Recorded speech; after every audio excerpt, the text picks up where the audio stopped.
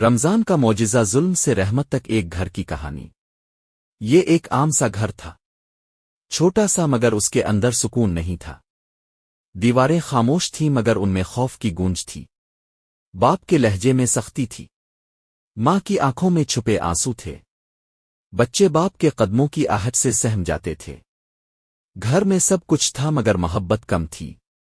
بات بات پر غصہ، چھوٹی سی غلطی پر ڈانٹ، اور خاموشی جو دلوں کو توڑ رہی تھی۔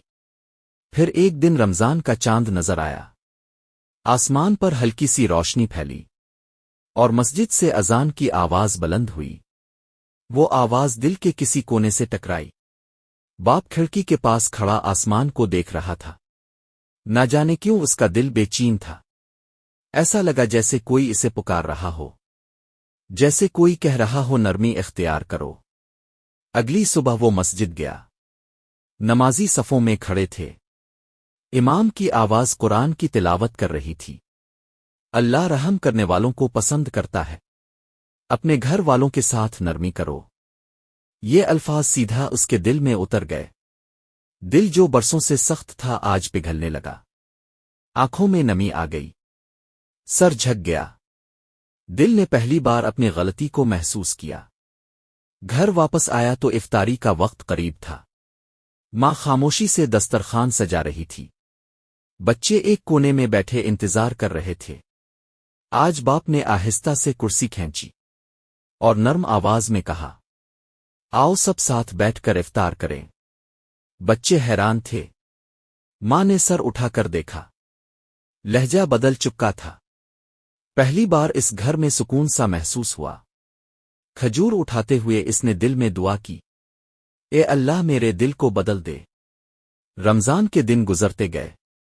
وہ باپ جو کبھی سخت تھا اب بچوں کے ساتھ بیٹھ کر قرآن سننے لگا، ماں کی مدد کرنے لگا، نرمی سے بات کرنے لگا۔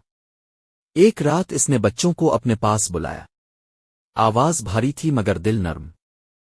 اس نے کہا، مجھے معاف کر دو، میں نے تمہیں ڈرایا، میں نے تمہیں رلایا، مجھے اندازہ نہ تھا کہ میں ظلم کر رہا ہوں۔ بچے اس سے لپٹ گئے۔ ماں کی آنکھوں سے آنسو بہنے لگے، مگر یہ آنسو دکھ کے نہیں تھے، یہ آنسو سکون کے تھے۔ یہی تھا رمضان کا معجزہ، دل کا بدل جانا، سختی کا نرمی میں بدل جانا، ظلم کا رحمت میں ڈھل جانا۔ آخری عشرہ آیا۔ گھر میں قرآن کی آواز گونجنے لگی، راتوں میں دعائیں ہونے لگیں، ہنسی کی آوازیں سنائی دینے لگیں۔ وہی گھر جو کبھی اندھیرا لگتا تھا اب روشنی سے بھر گیا تھا، کیونکہ جب دل بدل جائے تو گھر جنت بن جاتا ہے۔ رمضان صرف بھوک اور پیاس کا نام نہیں، یہ دلوں کو زندہ کرنے کا مہینہ ہے، یہ رشتوں کو جوڑنے کا مہینہ ہے، یہ انسان کو انسان بنانے کا مہینہ ہے۔ اگر کسی گھر میں سختی ہو تو رمضان اسے پگھلا سکتا ہے۔ اگر کسی دل میں اندھیرا ہو تو رمضان اسے روشن کر سکتا ہے۔ یہ ہے رمضان کا معجزہ، ظلم سے رحمت تک کا سفر۔ ایک گھر کی کہانی جو ہر گھر کی کہانی بن سکتی ہے۔